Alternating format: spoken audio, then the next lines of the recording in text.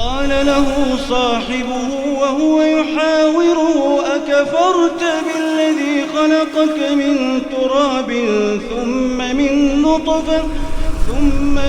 نطفة ثم سواك رجلا لكن هو الله ربي ولا أشرك بربي أحدا.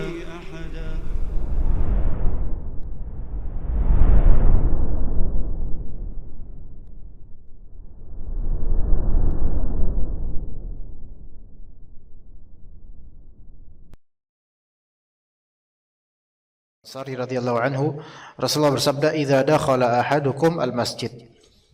Jika seorang dari kalian masuk ke masjid, fala yajlis hatta yusalli rak'atain. Maka janganlah dia duduk hingga dia salat 2 rakaat. Di hadis ini tidak ada pengistilahan tahiyatul masjid, enggak. Ya, di hadis ini tidak ada kata tahiyat. Tahiyat itu artinya apa? Tahiyat itu artinya greeting, penghormatan. Greeting kayak hello, assalamualaikum, selamat pagi, gitu. Itu tahiyah. Iya. Sapa, menyapa. Ya, kayak menyapa gitu. Tahiyyatuhum fiha salam, yaitu tahiyatnya orang-orang di surga itu adalah salam. Sapaan orang-orang di surga itu salam. Maka tahiyatul masjid artinya penghormatan terhadap masjid dengan caranya.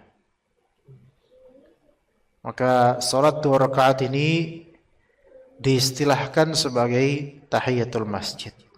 Gitu. Jadi dalam hadis tidak disebut nama tahiyatul masjid. Nah,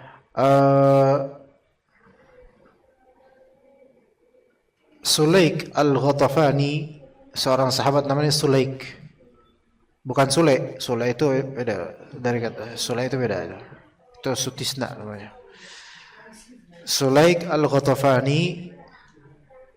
Sulaik beda, bukan Sule. Sulaik al-Ghatafani itu radhiyallahu anhu masuk ke masjid Nabi pada hari Jumat ketika Nabi sedang khutbah. Ya, ketika Nabi sedang khutbah. Ini konteks hadisnya. Nah, terus Sulaik al-Ghatafani ini duduk. Ini masuk masjid, Nabi SAW lagi khutbah, Sulaik al-Ghatafani duduk.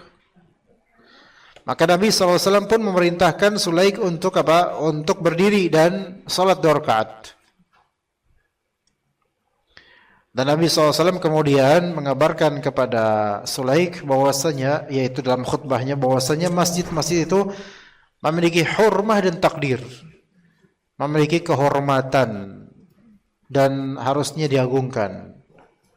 Sehingga orang yang masuk ke masjid itu tahiyah, memiliki tahiyah, yaitu penghormatan terhadap masjid. Yani tahiyatul masjidnya adalah tidak duduk sampai salat 2 rakaat. Ya. Konteks hadis inilah yang membuat beberapa ulama mewajibkan tahiyatul masjid. Karena apa? Loh, itu di khutbah Jumat yang aslinya wajib kita untuk dengar khutbah ini, Rasulullah SAW nyuruh salat tahiyatul masjid. Maka beberapa ulama berpendapat ini wajib, tetapi wallahu alam, pendapat yang lebih sahih wallahu alam adalah sunnah. Salat tahiyatul masjid sunnah. Dan memerintahkan orang untuk tahiyatul masjid jika melihat orang yang langsung duduk, memerintahkannya juga sunnah gitu. Mengikuti Nabi SAW. Bedanya, kalau yang perintah langsung Nabi on time ketika itu, maka wajib untuk ditunaikan. Sedangkan kalau yang memerintahkannya Pak Agung, maka sunnah tetap. Ya begitu. Taib,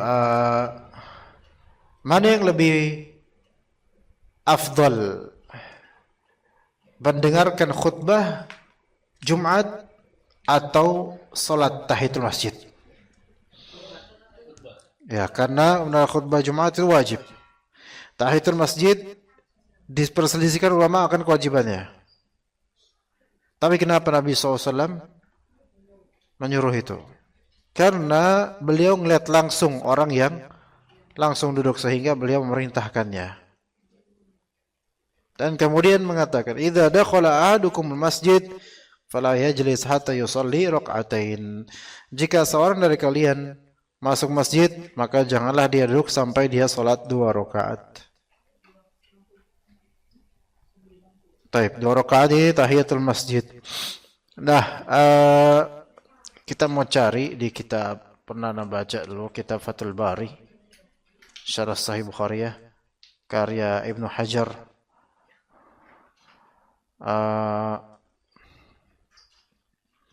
Pembahasan dari Ibnu Hajar mengenai tahiyatul masjid itu pembahasan yang sangat bagus. Coba saya mau mencari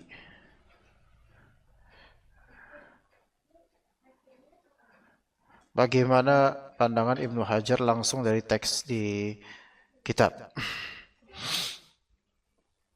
Di masalah atau di hadis innamal a'malu binniyat wa innamal likulli imri'in ma nawa. Hadis tentang niat, sesungguhnya amalan tergantung pada niatnya. Hadis riwayat Imam Bukhari, dari hadis pertama. Ya. Maka dikupas oleh Ibnu Hajar dan juga Ibnu Daqiq Al-Aid tentang masalah niatan, nanti ada kaitannya dengan tahiyatul masjid.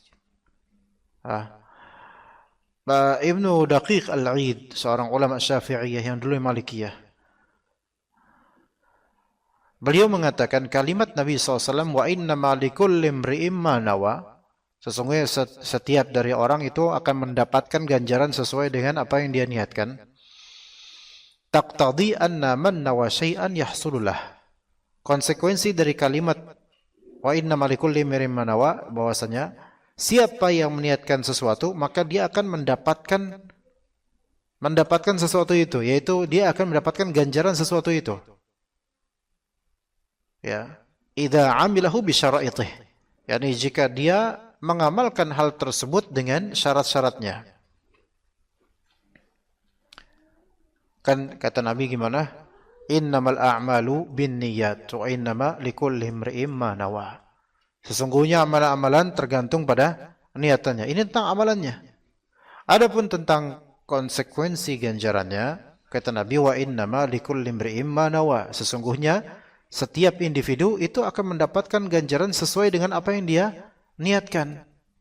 Kalau misalnya dia niatkan salatnya salat duha, maka dia dapat pahala salat duha.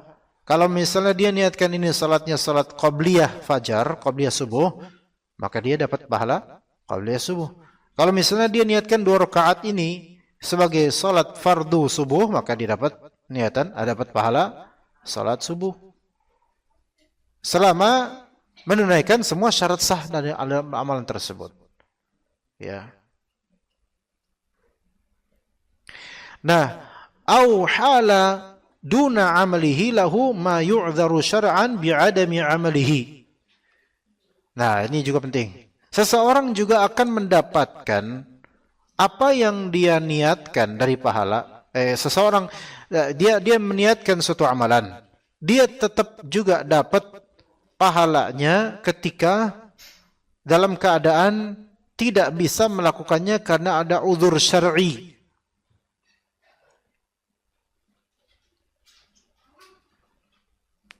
Waalaikumsalam warahmatullahi.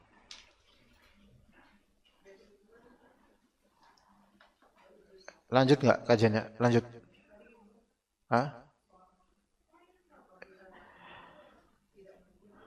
Kalau misalnya dia mengamalkannya itu jelas dapat pahala dari niatan dia. Nah, sekarang ada juga orang dapat pahala, tetap dapat pahala akan niatannya, akan suatu amalan, tapi dia tidak sempat atau tidak bisa mengamalkan apa yang dia niatkan tersebut karena ada uzur syar'i, dia juga bisa dapat pahala seperti apa yang dia niatkan. Kemudian kata Ibnu Daqiq, wa kullu ma lam yanwihi lam yahsullah. Segala yang tidak diniatkan maka tidak dia dapatkan. Jadi ada tiga faedah di sini.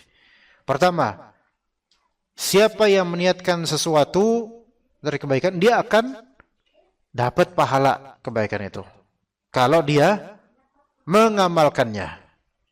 Oke. Kalau ini jelas ya, clear. Niatan, ntar sore saya pengen ngaji dah. Terus alhamdulillah datang. Dapat pahala, ya dapat pahala. Dapat pahala niatan, dapat pahala amalan. Yang kedua, meniatkan suatu kebaikan, dia juga dapat pahalanya ketika dia tidak mampu melakukannya karena ada uzur syar'i. Misalnya, ntar sore insya Allah saya pengen kajian. Nah, gitu. Qadarullah misal hujan. Qadarullah misal hujan, terus nggak ada kendaraan, payung nggak ada, udah uzur syar'i ya udah. Tapi dia dapat nggak pahala? Dapat pahala. Niatan dapat pahala. Bahkan bisa mungkin dia betul-betul dapat pahala full amalan, bisa aja. Karena Allah Maha tahu tentang kejujuran dia. Seandainya nggak hujan, dia pasti datang. Allah tahu kok. Allah itu Maha tahu sesuatu yang terjadi dan Allah Maha tahu sesuatu yang tidak terjadi. Yang mana kalau terjadi, Allah tahu bagaimana kejadiannya. Bisa paham nggak, Bu? Allah Ta'ala Maha tahu segala sesuatu yang terjadi, itu jelas. Allah juga tahu, Maha tahu akan sesuatu yang tidak terjadi, yang kalau itu terjadi, Allah tahu bagaimana kejadiannya. Ya, gitu, paham di sini. Misalnya siangnya dia niatkan nanti sore saya pengen ngaji ya. Pas sore hujan, geluduk, banjir. Kan nggak jadi kajian. Allah tahu nggak kalau ini nggak jadi? Nggak jadi. Tahu, Allah Ta'ala tahu. Dan Allah juga tahu seandainya nggak ada hujan, nggak ada banjir, nggak ada petir, Allah tahu nih orang bakal jadi apa nggak kajian. Allah juga tahu. Walaupun itu nggak jadi gitu kan. Begitu. Maka dia dapat niatan dia dapat amalan dia. Walaupun nggak pergi nggak kajian. Taib. Kemudian yang ketiga, apapun yang tidak diniatkan maka tidak didapatkan pahalanya. Apapun yang tidak diniatkan maka tidak didapatkan pahalanya. Kalau dia nggak ada niat maka nggak ada pahala. Misal ini untuk global, banyak semua amalan umumnya ya. Misal dia setiap pagi nyari nafkah, jalan kemana-mana ya nyari nafkah lah buat anak istrinya. Tapi dia nggak meniatkan untuk menunaikan ibadah mencari nafkah. Melainkan ini hanyalah memang namanya juga cowok kan, saya emang harus nyari duit gitu. Jadi niatannya cuma duniawi doang, nggak ada lillahi ta'ala, maka dia dapat nggak amalan niatan beramal ibadah nyari nafkah? Enggak. Tapi dia dosa nggak? Enggak dosa, karena dia telah menunaikan kewajiban dia, telah menggugurkan kewajiban dia, yaitu mencari nafkah, gitu ya. Seperti itu. Oke. Nah, kemudian kata beliau, kata Ibnu Daqiq, ini juga penting. Amma idza lam yanwi syai'an makhsusan, lakin kanat hunaka niyatun 'ammatun tashmaluh, fahadha mimma ikhtalafat fihi anzarul ulama. Adapun jika ada orang dia belum meniatkan sesuatu yang khusus, tapi dia sudah ada niatan umum, yang niatan umum ini mencakup niatan khusus itu. Maka apa? Maka para ulama berbeda pendapat. Pak, bisa dipahami para umat. Jadi namanya amalan itu kan kadang-kadang kita amalan itu bercabang ya. Ada niatan umum, ada niatan khusus. Masih belum paham? Iya di sini udah paham atau iya belum paham nih? Oh, belum paham. Ya, saya juga belum paham. Ya. Ya. Misalnya masalah-masalah banyak sekali masalah-masalah. Di antara contohnya Wa qad yahsulu ghairul manwi li mudrakin akhar. Misal, kaman dakhala al-masjida fa shalla al-fardha aw ar-ratibata qabla an yaq'ud. Misal orang masuk masjid. Saya ulangi tadi kaidah tadi. Dia meniatkan amalan dengan niatan umum amalan, bukan niatan khusus spesifik dari amalan. Contoh, dia masuk masjid, kemudian dia dapati jemaah sudah sholat fardu berjamaah, ya, atau dia masuk masjid dan dia langsung sholat rawatib qobliyah. Itu sebelum dia apa? Sebelum dia duduk. Jadi dia masuk masjid, dia sholat sunnah rawatib qobliyah zuhur misalnya. Jadi dia nggak duduk dulu. Maka kata Ibnu Hajar dan juga kata Ibnu Daqiq di sini, fa innahu yahsulu lahu tahiyatul masjidi nawaha aw lam yanwiha. Maka sesungguhnya dia telah mendapatkan nilai tahiyatul masjid, baik dia meniatkan itu atau tidak meniatkannya. Ini belum komplit nih pahamnya, saya yakin belum komplit. Oh, udah paham? Ya udah kita lanjut. Ya. Niatan tahiyatul masjid kan niatan spesifik gitu loh. Nah, dia masuk ke masjid, ya udah wes salat aja gitu. Niatan yang lebih luas atau niatan lain yaitu salat fardu. Ya. Jadi dia nggak meniatkan ini sebagai tahiyatul masjid. Nah, karena hadisnya, coba tadi Pak Agung tolong dibaca terjemahannya jika salah seorang dari kalian. Dibaca, dikerasin. Apabila salah seorang di antara kalian masuk masjid, janganlah ia duduk sebelum menunaikan sholat 2 rakaat. Apabila salah seorang di antara kalian masuk masjid, janganlah dia duduk sebelum dia sampai dia menunaikan sholat 2 rakaat. Maka ulama ini mengatakan ibrahnya di hadis ini adalah jangan duduk dulu. Maksudnya di sini lakukanlah sholat. Gitu. Jangan duduk. Ya. Nah, kalau misalnya dia masuk masjid, dia nggak duduk, melainkan langsung sholat qobliyah subuh atau sholat qobliyah zuhur. Apakah dia secara makna mengamalkan hadis ini? Ya, iya. Benar nggak? Secara common sense-nya gitu loh. Walaupun dia tidak punya niatan spesifik tahiyatul masjid, tapi dia telah melakukan suatu perbuatan yang secara konsep dan maksud dan makna itu adalah penghormatan terhadap masjid. Gitu. Pak Agung gimana Pak Agung? Paham ya? Tadi yang mendung, hujan, terus ada pelangi. Karena Pak Agung ini pelukis pelangi beliau itu. Iya. Beliau itu pelukis pelangi sampai dilegendakan di lagu ya. Pelukismu agung, Masya Allah.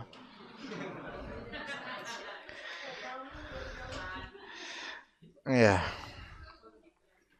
Udah clear sekarang, udah mendapatkan pelangi. Ya, Alhamdulillah. Iya. Nah, kata di sini kata Ibnu Daqiq, nawaha aw lam yanwiha. Dia mau niatkan itu tahil masjid mau enggak niatin itu dia tetap dapat pahala tahiyatul masjid. Gitu. Karena apa? Karena dia sudah mendapatkan kebaikan keumuman niatan untuk menghormati masjid dengan sholat. Ini niatan umum. Gitu loh. Paham di sini ya? Walaupun dia sholat langsung, misalnya dia datang ke masjid terus subuhnya udah mulai nih. Iya. Iya, karena di sini katakan fasallal fardhu aw ratibah. Dia mau sholat fardu mau sholat rawatib, qobliyah termasuk sholat fardu. Iya, masuk. Enggak, jangan duduk. Lah lucu malah kalau misal orang udah pada rakaat pertama dia duduk dulu terus nonton gitu. Enggak, dia langsung masuk ke jemaah. Iya, langsung masuk jamaah. Dia enggak ada niatan tahiyatul masjid, tapi dia telah memperformkan atau dia telah melakukan suatu penghormatan terhadap masjid dengan Sholat. masuk langsung sholat. Gitu. Sholat. Oh, oke. Ya, Gitu. faedahnya itu. Ya.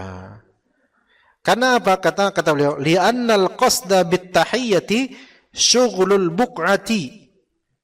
Karena maksud dari tahiyatul masjid adalah mengaktifkan spot gitu. Syughlul buq'ah itu artinya syughul itu sibuk. Syughul itu sibuk, aktif, bukan idle, bukan empty. Syughul itu aktif. Al buq'ah itu spot, zona, area, daerah. Oke? Maka li'annal qasda bit tahiyyati, karena esensinya tahiyatul masjid adalah mengaktifkan area masjid untuk sholat. Area di sini maksudnya apa? Maksudnya spot yang memang merupakan masjid. Selama itu bagian dari masjid, bukan parkiran, bukan. Wa qad hasala, dan dia telah terwujud padanya mengaktifkan zona di masjid untuk sholat yang disuruh oleh Nabi SAW.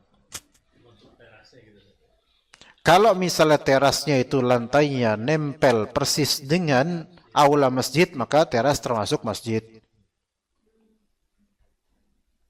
Gitu.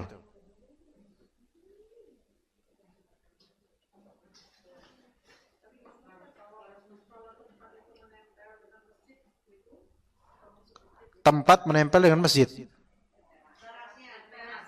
Iya. Lantainya.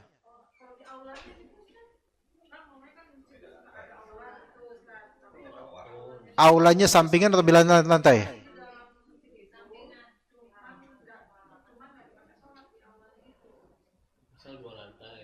Enggak, ini beda. Beliau tidak bilang 2 lantai. Iya, beda-beda nih, beda-beda. Aula itu kan ada yang di lantai lain, ada yang di samping, ada yang nempel, ada yang dan seterusnya, itu semua beda-beda hukumnya, Bu. Mau yang mana coba? Mau yang mana? Lantai lain. Kayak masih hijau gitu ya. Rawamangun. Wah, saya belum pernah ke situ, Bu. Hah? Al-Muhajirin. Perumahan sini. Iya, itu masjid itu, karena karpetnya kelihatan itu kok yang Muhajirin sini mah. Saya kan sampingnya. Itu masjid, terasnya masjid. Masih nempel persis itu, lantainya sama juga rata. Dan itu diniatin masjid ya, itu masjid itu. Ada lantai atas ya itu ya. Iya itu. Iya bawahnya. Ada juga, dan itu kan karpetnya udah kelihatan banget diniatin masjid, maka itu semua masjid itu. Iya. Adapun rumah di seberangnya itu rumah orang, bukan masjid. Iya. Iya, lapangan. Parkiran gitu, soalnya gitu ada. Iya.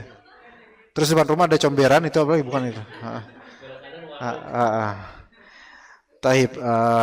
Kalau misalnya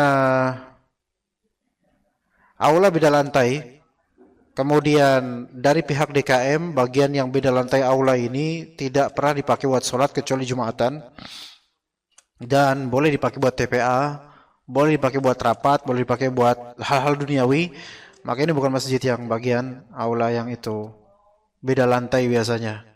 Begitu. Bahkan aula yang sama lantainya pun kalau memang udah diniatkan ini bukan bagian dari masjid, berarti bukan bagian dari masjid kalau diniatkan begitu.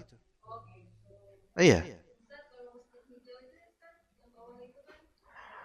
Yang lebih ya itu sebenarnya saya udah bilang ke mereka itu bukan bagian dari masjid itu. Iya, bukan. Yang bawah ada TPA itu. Terus sampingnya kan buat akhwat biasa ikut tarawih dan seterusnya, itu aslinya bukan bagian dari masjid. Saya udah bilang ke mereka begitu. Iya. Iya, dan juga itu kan aslinya dulunya lahan parkir itu. Sebelum ada kanopi itu sebenarnya dulu parkir Pak, dulunya dulu. Zaman ketika belum sekarang. Ya. Iya dulu. Nah, walaupun memang udah digaris-garisin, saya nggak tahu niatan mereka apakah itu masih. Saya udah bilang ke mereka ketika kajian fikih bahwa saya bagian bawah itu yang lebih sahih wallahu alam bukan bagian masjid. Iya. Kemudian karena ada rumah DKM di situ, dekat situ kan ada rumah DKM. Ya masjid berarti bukan rumah, itu parkir asli dulu parkiran. Kemudian dekat dari situ kan belakangnya tong sampah itu, pembuangan sampah. Jadi aslinya itu semua tuh adalah parkiran. Ya. Nah, bagian masjidnya bagaimana? Ya bagian atas itu. Kemudian bagian yang bawah, lantai bawah itu kan tadi TPA, bahkan ada apa namanya, tak sebelumnya itu ada toko di situ. Jadi sebenarnya itu awalnya tidak diniatkan sebagai masjid bagian bawah itu. Gitu. Oleh karena itu fasdu itu boleh di situ. Mereka kan menyelenggarakan itu setiap Sabtu keberapa itu. Boleh kan, fasdu kan ngeluarin darah. Kalau ngeluarin jin nggak apa-apa di situ. Ini ngeluarin darah. Kan ngeluarin darah nggak boleh di dalam masjid. Nggak boleh lah. Sunat di masjid, subhanallah. Apa nggak ada tempat lain? Ya. Kemudian fasdu bekam itu nggak boleh di masjid. Karena ngeluarin najis. Gitu. Walaupun darahnya biru, sekaya apapun Elon Musk sekalipun dibekam di situ nggak boleh. Iya. Darah. Ya begitu. Ya, jadi maksud dari tahiyatul masjid adalah mengaktifkan spot yang termasuk masjid untuk sholat dan itu terwujud. Dan itu terwujud. Oke. Taib, jadi jelas di sini untuk tahiyatul masjid, kalau seseorang masuk masjid itu langsung sholat apapun, walaupun dia nggak niat tahiyatul masjid, sebenarnya dia sudah dapat maknanya, dapat pahalanya. Begitu, ya. Ya kalau dia niatkan tahiyatul masjid, ya alhamdulillah, dia sudah dapat ganjar tambahan plus dari niatan dia. Saya niatin masuk masjid ini pas habis azan zuhur, wudu, kemudian masuk masjid, niatin tahiyatul masjid, niatin qabliyah zuhur, niatin istikharah, sama niatin sholat setelah wudu. 4 niatan gabung dalam satu sholat boleh. Iya. Nah gitu. Oke. Masih lanjut gitu sih. Para ulama mereka berbeda pendapat akan boleh atau tidaknya menunaikan sholat yang memiliki sebab di waktu terlarang.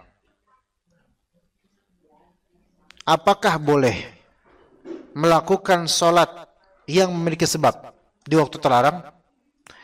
Atau saya ulang, saya kasih kalimat lain. Apakah boleh di waktu terlarang sholat untuk sholat sunnah yang memiliki sebab? Apakah boleh menunaikan di waktu terlarang sholat yang memiliki sebab?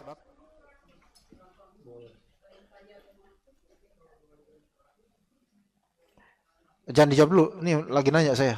Tapi jangan dijawab sekarang, nih soalnya nanti saya bakal jawab soalnya.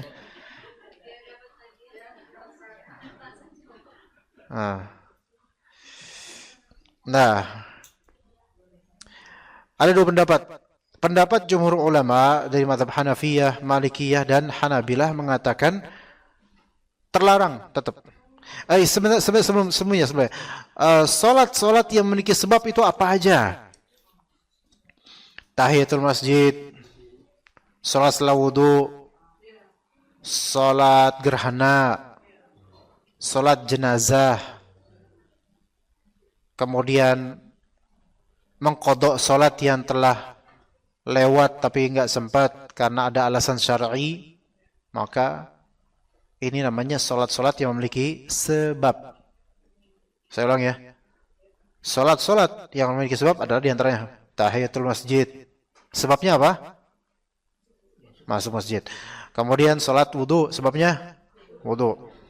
Kemudian salat gerhana, sebabnya gerhana. Salat jenazah, sebabnya ada yang meninggal. Salat karena mengqadha salat yang terlewati karena udzur syar'i. Sebabnya karena kelewatan karena udzur syar'i. Itu ya. Kan memang ada hadis larangan salat di beberapa waktu, di antaranya hadis Nabi SAW, la salata ba'da subhi hatta tartafi'a syamsu, wa la salata ba'da al-asri hatta taghiba syamsu. Tidak boleh salat setelah subuh sampai matahari meninggi. Tidak boleh salat setelah subuh sampai matahari meninggi. Ini nanti pahami baik-baik. Ini dulu. Terus kemudian yang kedua, tidak ada solat setelah asar sampai matahari terbenam.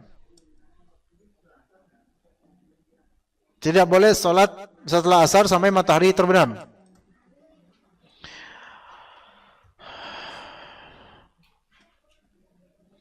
Pertama tadi, tidak boleh solat setelah subuh sampai matahari meninggi. Taib. Matahari meninggi ini kan syuruk namanya. Ya.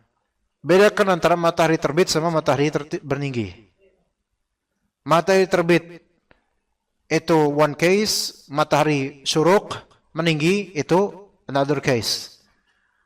Ya.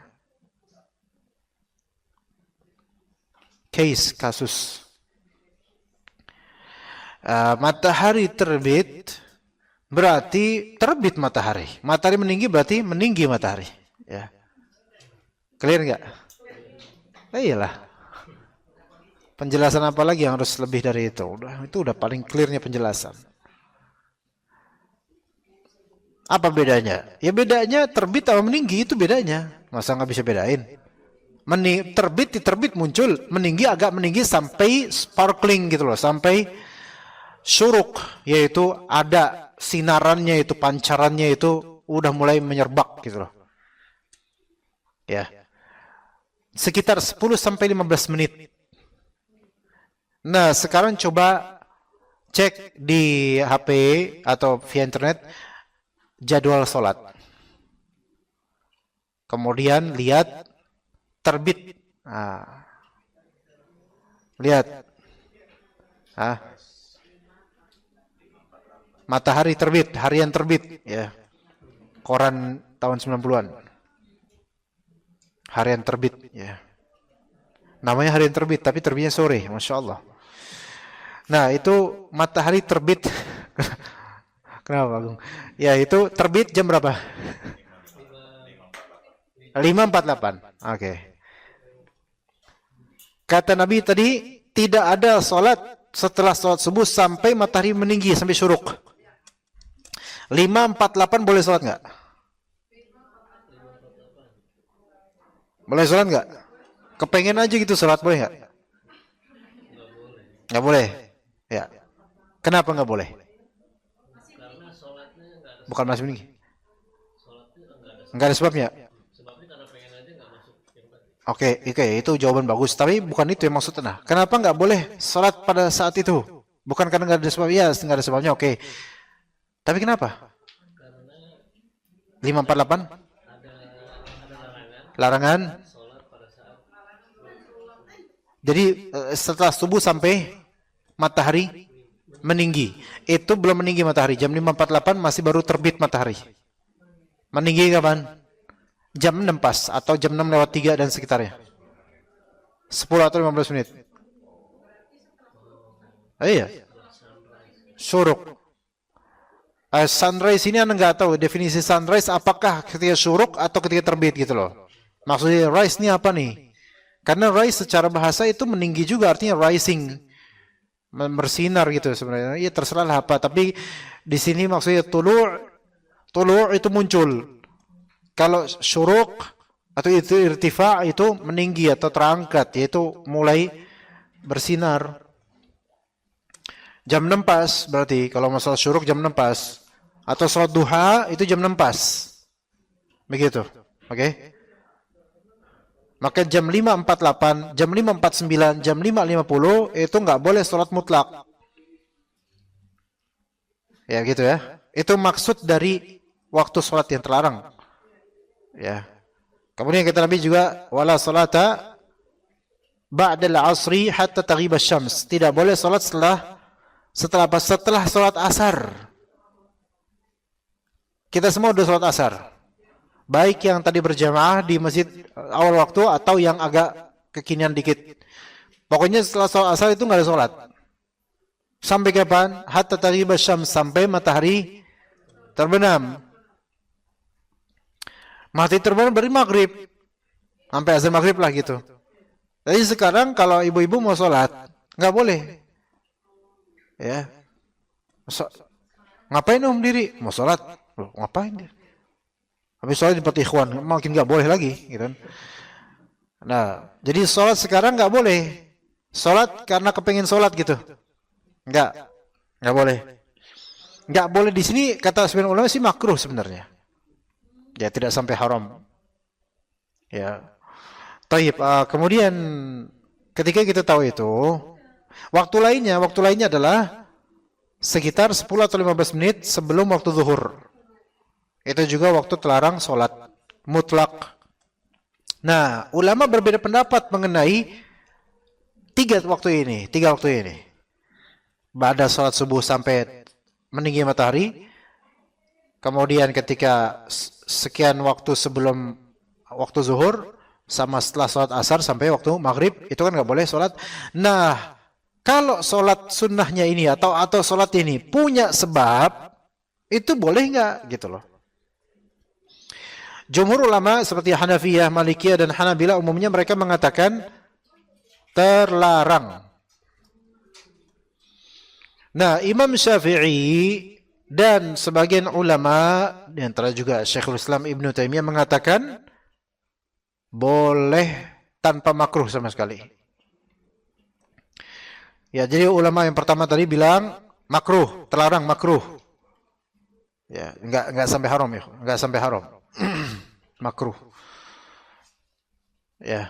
Artinya makruh di sini yaitu dia tidak dosa melakukan itu, tapi hanya melakukan hal yang tidak tepat gitu. Nah, sementara ulama lainnya, Imam Syafi'i dan beberapa ulama lainnya mengatakan tidak makruh sama sekali, boleh. Dan pendapat ini yang lebih baik insyaallah, lebih sahih insyaallah. Ya. Karena rata-rata sholat gerhana atau banyak dari sholat gerhana itu justru dilakukan di waktu terlarangnya sholat. Gitu. Apakah karena kita ngeliat gerhana nih, sekarang kan masih jam segini, gitu kan? Terus kemudian nggak sholat gitu, nggak sholat gerhana, nggak, ya. Kemudian juga apalagi kalau misalnya kodok sholat fardu. Kodok sholat fardu itu udah nggak kenal lagi yang namanya waktu terlarang. Kata Nabi SAW, man nama an sholatin aw nasiha falyusalliha idza dzakarha. Siapa yang ketiduran akan sholat atau lupa akan sholat, maka hendaklah dia langsung sholat ketika mengingatnya atau bangun darinya. Ketika ingat, karena kadang-kadang bangun tetap nggak ingat. Ya. Iya, walaupun bangunnya misalnya subuh kesiangan, dia jam 5:30 baru bangun. Ya. Iya, dia sholat situ. Tapi kan emang dia belum sholat subuh gitu loh. Makanya ya itu mah nggak terlarang sama sekali. Karena kan yang terlarang adalah setelah sholat subuh sampai terbit matahari. Nah, dia bangunnya di waktu munculnya matahari. Jam 5:48 tadi. Itu kan udah selesai waktu subuh tuh. 5:48 itu udah nggak boleh sholat subuh lagi apa? Udah selesai waktu subuh. Dia baru bangun jam 5:50. Maka dia wajib dia bangun terus keinget. Astagfirullahaladzim. Ini udah lewat waktu subuh, tapi ini waktu terlarang sholat. Apakah dia tunda nanti nunggu 15 menit lagi? Enggak, dia tetap harus segera wudu dan sholat di waktu itu.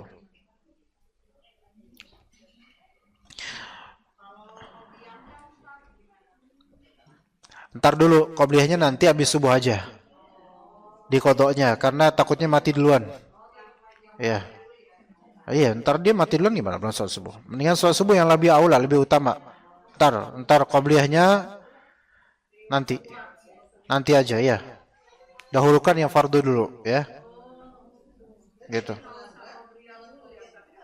Bukan nggak usah sih, sebenarnya bisa dia qobliyah dulu. Tapi kan lebih afdol dia utamakan yang fardu dulu gitu loh. Karena kita nggak tahu kapan dia mati kan gitu. Gitu. Dia loh bukan kita ya. Hah? Apa? Enggak lah. Kan dia kan qadha, Bu. Salat duha itu ada, dia qadha. Menunaikan. Beda.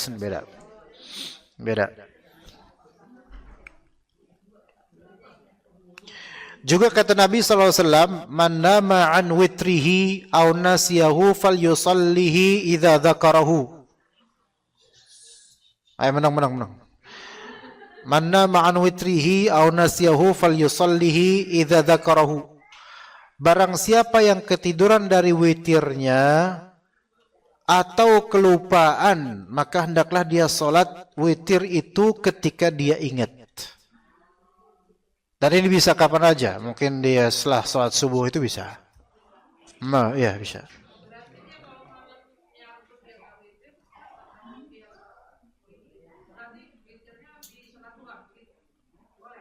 Di waktu habis salat subuh nggak apa-apa, Bu. Karena di sini nas dari hadisnya apa? Idza dzakarahu, kalau dia ingat langsung. Gitu. Ya. Kalau begini ceritanya. Tapi dengan syarat nih, salat sunnah, kalau salat wajib kan salat fardu iya diqadha kalau misal kelewatan ya. Kalau misalnya kita nggak ingat gitu. Itu jelas ya. Kalau salat sunnah itu boleh nggak kita qadha ketika ini? Boleh nggak kita qadha? Hah? Pak Agung, gimana Pak Agung yang menentukan antum nih? Boleh nggak Pak? Hah? Boleh. Boleh, Masya Allah ya, boleh. Boleh diqadha, tapi biasanya dengan syarat.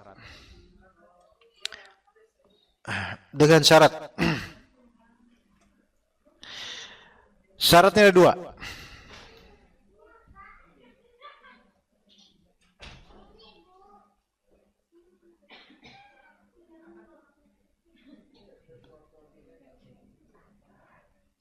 Syaratnya ada 2, Pak. Bu. Nungguin, Bu. Saya aja lagi ingat ini apa aja. Syaratnya ada 2. Pertama, karena adanya udzur syar'i. Kedua, punya kebiasaan. Pertama, karena ada udzur syar'i. Kedua, karena punya kebiasaan. Dan dia punya kebiasaan sholat itu. Sehingga kalau syarat ini tidak terpenuhi, maka wallahu alam tidak qadha. Anda enggak mengatakan haram qadha ya, tapi tidak qadha gitu aja. Enggak usah, jangan diqadha karena enggak perlu, enggak ada dalil untuk qadhanya. Yang pertama apa tadi? Iya, karena ada udzur syar'i, ya mungkin dia misal qobliyah subuh yang laki-laki kan di masjid. Qadarullah tadi dia BAB. Dan bahkan masbuk salat subuhnya, kan nggak sempat qobliyah subuh, ya karena ada udzur, ya diterima udzurnya karena ke kamar mandi, dan dia udah punya kebiasaan qobliyah subuh, maka dia mengqadha qobliyah subuh kapan? Setelah salat subuh. Itu ada di hadis Nabi juga ada kayak gitu, sahabat melakukan itu ada, boleh, ya itu, oke. Kalau ibu-ibu gimana, Bu? Ibu-ibu sholat di rumah. Terus BAB misalnya. Terus wudu. Apakah langsung sholat subuh? Qobliyah dulu, Bu, ngapain? Subuh bisa nanti kan kalau ibu-ibu. Kalau laki-laki kan ikut imam. Gitu. Ibu ternyata pengen pakai imam di masjid terdekat. Kalau ibu di rumah. Aci nggak sholatnya? Hah? Nggak aci lah. Ya nggak bisa lah Pak. Misal dari toa masjid ada kendaraan suara imam, dia sholat di rumah, nggak boleh, nggak sah sholatnya. Jadi qobliyah kemudian sholat subuh ibu-ibu ya. Kecuali kalau ibu-ibu sholatnya di masjid dan ngedapetin udah sholat subuh atau timernya menunjukkan 1 menit lagi, ini mah nggak cukup sebuah qobliyah subuh, maka nanti baru kemudian setelah sholat subuh qadha sholat itu. Yaitu karena ada uzur syar'i dan punya kebiasaan. Kebiasaan apa? Kebiasaan qobliyah subuh.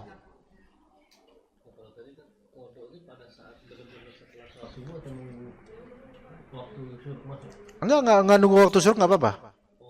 Langsung nggak apa-apa. Zikir setelah subuh dia qadha nggak masalah. Karena di zaman Nabi itu, Nabi juga pernah melihat sahabat kayak gitu dan beliau nggak mengingkari itu, membiarkan. Nabi SAW juga pernah qabliyah atau ba'diyah zuhur beliau tunaikan di ba'diyah di setelah asar. Padahal itu waktu telah sholat. Tapi karena beliau ingin mengqadha sholat sunnah zuhur yang karena di beliau ada tamu, sibuk dengan tamu, maka itu udzur syar'i. Jadi sibuk sama tamu itu termasuk udzur syar'i untuk diqadha aja nanti sholatnya. Gitu. Ya. Kalau ternyata penyebabnya bukan udzur syar'i, maka tidak diqadha. Itu yang lebih tepat sepertinya. Walaupun ini bukan terlarang juga dia mengqadha. Jadi misalnya dia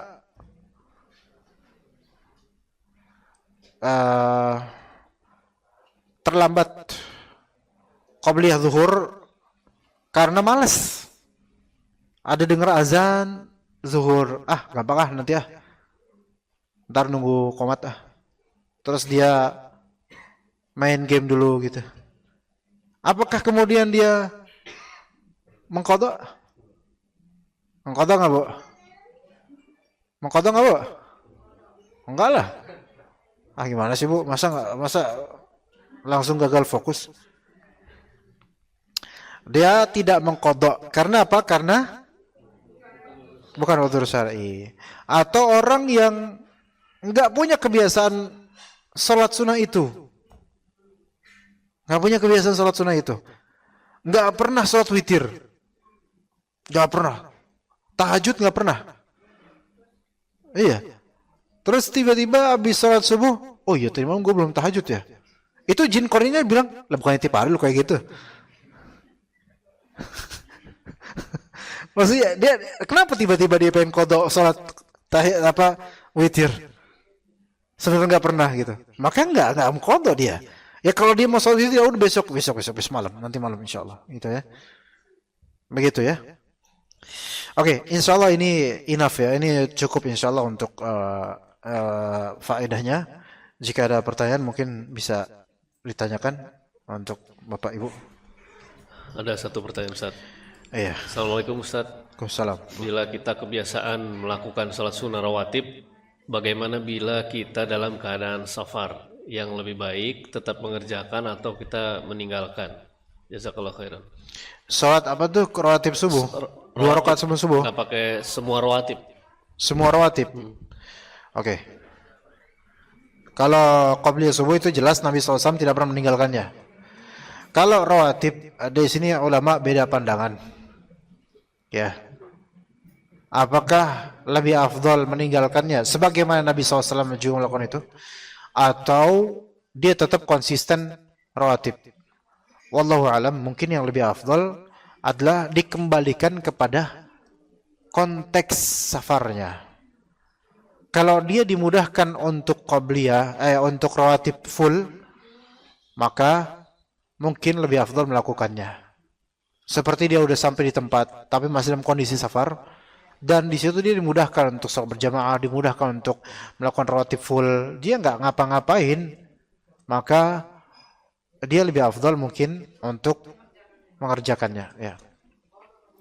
Tapi kalau memang ada masyaqqah, maka tentu lebih afdal dia tidak mengerjakan rawatib. Sebenarnya Rasulullah juga tidak mengerjakannya kecuali qabliyah subuh. Tetap. baik kesulitan maupun tidak, ya. Iya, iya, sama witir juga gitu. Ya. Baik susah atau enggak, ya dianjurkan untuk lakukan. Misal di bis misalnya, ya. Tetap dikerjakan kalau dia memang mau, itu afdol. Di mobil. Kalau sholat sunnah itu di atas kendaraan itu boleh. Mutlak boleh. Nggak harus nunggu rest area, nggak apa-apa. Iya, walaupun menghadap kemanapun. Iya. Kalau sholat sunnah di safar, itu di atas kendaraan, itu bebas.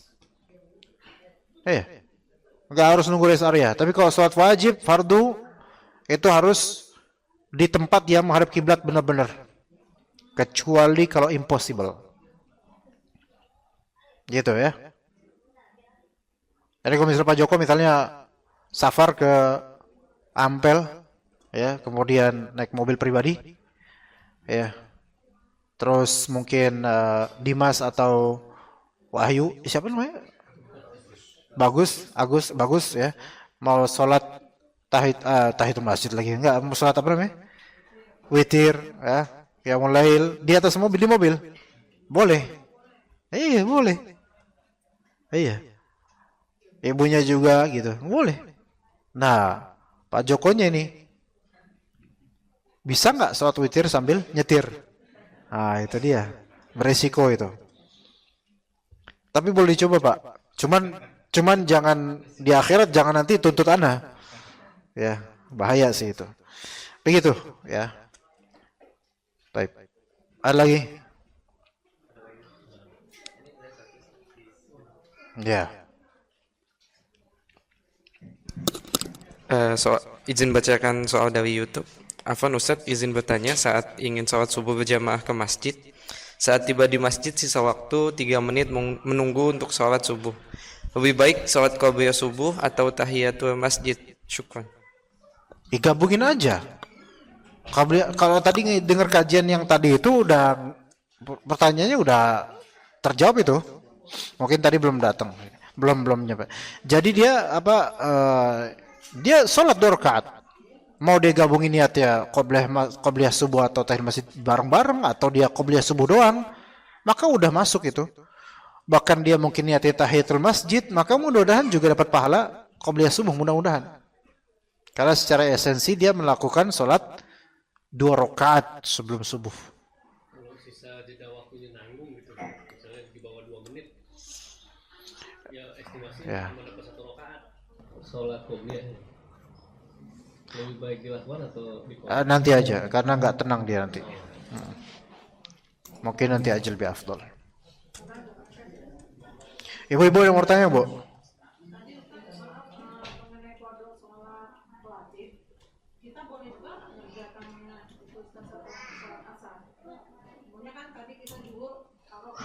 Boleh.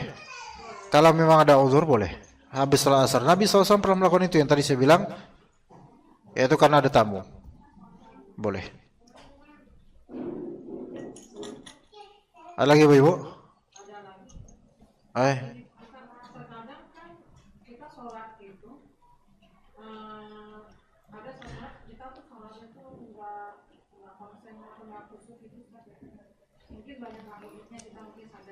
Iya.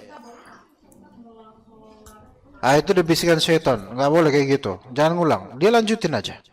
Lanjutin, jangan diulang. Jangan di stop sholatnya terus diulang. Enggak, itu dari syaitan itu. Jadi dia lanjut aja. Was-was. Ibu nanya sekali lagi, saya kasih nomor rekening saya loh, Bu.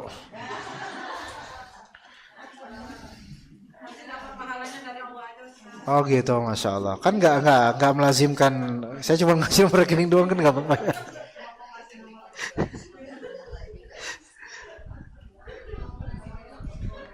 Ibu lagi nggak, Bapak? Pak. Tahiyatul masjid ketika khotib berkhutbah. Nah itu sebaiknya kita, kalau tadi kan ada hadisnya bilang Nabi menegur sahabat itu, ayo sholat. Nah, di zaman sekarang kan khotib tidak melakukan itu, Ustaz. Iya. Sebaiknya kita langsung duduk atau gimana, Ustaz? Tetap ikuti sunnah itu, yaitu ini sunnah yang diperbolehkan untuk mengalahkan kewajiban sedikit itu. Karena ada hadisnya, maka lakukan tahiyatul masjid. Oh, tahiyatul masjid, tapi mungkin lebih dipercepat aja kali Ustaz. Iya, iya. Adapun kalau misalnya dia pas datang lagi adzan, maka jangan nunggu adzan selesai baru salat tahiyatul masjid. Ketika adzan salat tahiyatul masjid. Karena dia sempat ketika itu. Sebagian jemaah kan nunggu adzan selesai. Iya, betul. Memang ini beda antar madhab ya. Sebagian madhab mengatakan tunggu adzan selesai baru kemudian salat tahiyatul masjid. Sebagian ulama mengatakan tahiyatul masjid sekarang. Jangan nunggu adzan selesai. Itu yang lebih sahih sih. Yang lebih sahih itu. Wallahu a'lam. Nah, Ustaz. Ibu-ibu ada lagi, Bu? Ada mau nanya? Oh, speaker di sini. Oh, enggak ada lagi sana.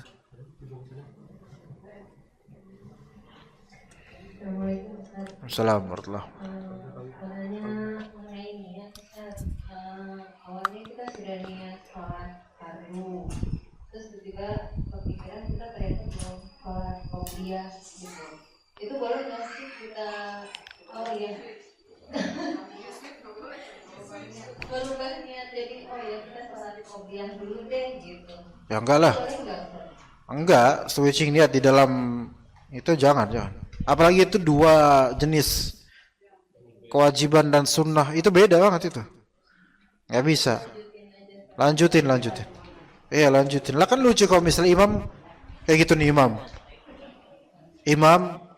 Allahu Akbar. Ya. Niatan sholat subuh. Di tengah-tengah sholat subuh dia switching niat. Tadi kan saya belum sholat qobliyah ya. Saya sholat sunnah dah gitu. Lah, nggak bisa seperti itu. Ya. Diqadha aja ya. Diqadha. Baik, jazakallah. Ayo Bu nanya lagi Bu, saya siap kok untuk sending nomor rekening saya.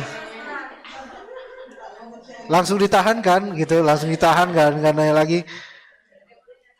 Itu salah satu cara nyetop ummahat untuk kayak gitu tuh. Iya. Nah, ini pertanyaan bukan nih? Oh bukan, nggak apa-apa udah.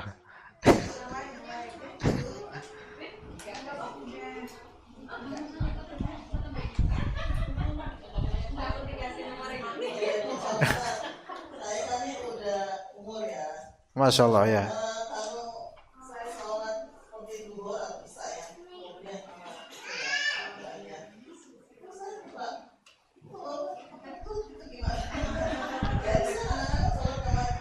Oke. Ini kentutnya kentut berantai atau kentut yang enggak, maksud saya di sini ini penyakit atau occasional aja Bu gitu loh. Maksudnya kalau maaf nih, kentut berantai itu kan berarti dia tuh memang penyakit yang selalu keluar kentut itu gitu loh. Kalau selalu keluar kentut itu dan nggak bisa dikontrol, maka Allah Ta'ala maafkan ya. Lanjut aja sholatnya. Maksudnya tidak dikontrol ini adalah ya ini ya selalu aja kayak gitu, bukan kadang-kadang mau kentut, bukan, tapi emang sering kayak gitu, sering.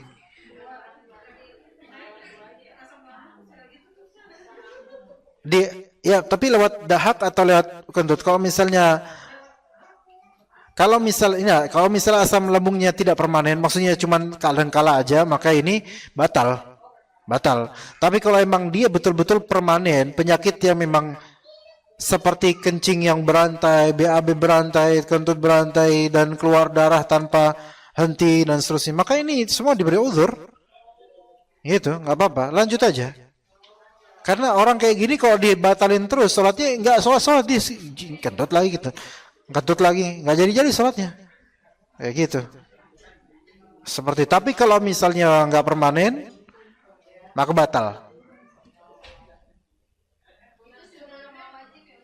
Apa? Semua sholat, Bu. Ya. Siap. Ini yang saya tunggu, ayo terus aja, Bu. Saya sih berpatokan, kalau selama itu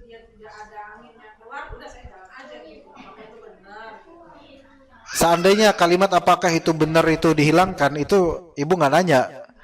Sekarang ibu berarti nanya ya. Kalau yang was-was,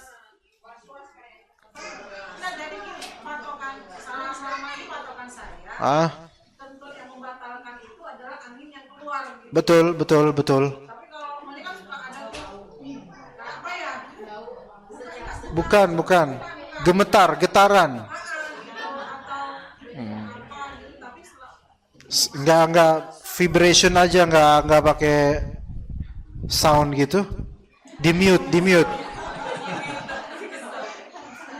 Kalau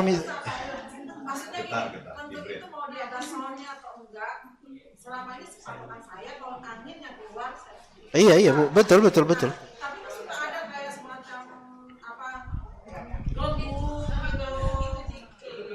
Itu termasuk kentut juga itu Bu.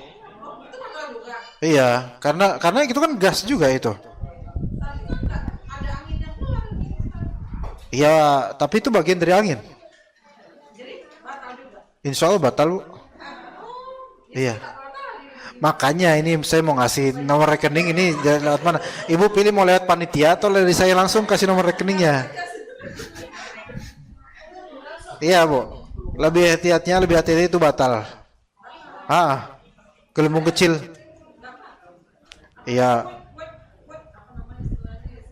Ya apapun istilah itu, ibu terserah mau istilahin apa. Itu yang lebih hati-hati itu batal. Next time dibatalin aja Bu. Wudhu lagi. Mungkin yang lalu-lalu itu udah itu yang lalu-lalu enggak masalah insyaallah karena enggak mengerti, tapi yang kedepannya tahan. Dia tahan, dan kalau ada mungkin gelembung kecil atau apa yang tadi Ibu bilang keluar, maka itu termasuk. Adapun kalau misalnya suara getaran, cuman getaran di pinggul dan bahkan ada suaranya, maka ini bukan termasuk kentut. Karena enggak ada yang keluar dari situ. Enggak ada yang keluar. Jadi gelembung kecil yang tadi Ibu bilang itu mengalahkan getaran yang besar tadi. Karena itulah serpihan kentut itu. Ya, gitu Bu. Wah, saya ada 4 nomor rekening. Ibu mau yang mana? Ya. Ini perbedaan pendapat di kalangan ulama ya. Kalau untuk yang depan ini, untuk kemaluan perempuan bagian depan, apakah dia dimasukkan ke itu? Saya lupa kalau ini. Saya lupa hukumnya gimana. Ya udah, berarti nggak jadi saya ngasih nomor rekening karena saya lupa, tidak bisa menjawab yang ini. Belum bisa saya jawab. Waktu itu saya tahu jawabannya, cuman saya tidak ingat Pak, Bu. Mudah-mudahan 2 pekan lagi bisa saya tahu lagi. Ya udah, kita cukup sampai sini Bu ya. Ya, sallallahu ala nabiyina Muhammad wa ala alihi wa sahbihi ajma'in. Subhanakallahumma bihamdika asyhadu an la ilaha illa anta astaghfiruka wa atubu ilaik. Assalamualaikum warahmatullahi wabarakatuh.